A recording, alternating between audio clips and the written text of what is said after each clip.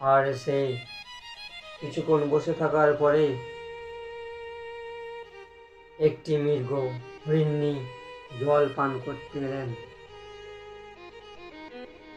তিনি জল পান করতে লাগলেন সেই হরিণ, আর সেই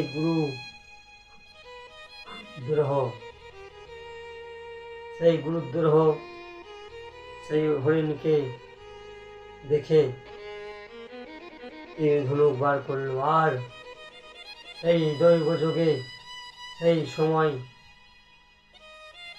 একটি বেলপাতা ও কিছু জল শিবলিঙ্গের উপরে পড়ল, কারণ সেই বেল গাছের নিচে ছিল একটি শিবলিঙ্গ। আর সেই শিবলিঙ্গে একটি বেলপাতা আর কিছু জল পড়ার সঙ্গে সঙ্গে সেই বনচারীর কিছু পাপ নষ্ট হয়ে গেল। ভগবান শিবের ধ্যান পূজা করা মানেই জীবনকে ধন্য করা, কারণ মহাদেব,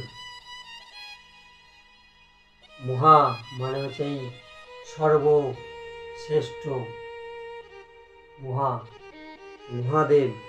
তাই ভগবান শিবের পূজা করুন আর মৃত্যুকে জয় করুন, কারণ মহাকাল আমার শিবশম্ভু।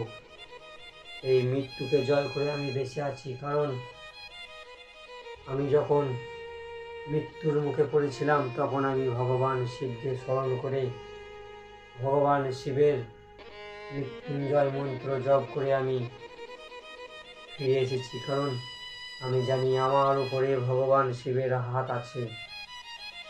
আমাকে যখন সাপে দংশন করেছিল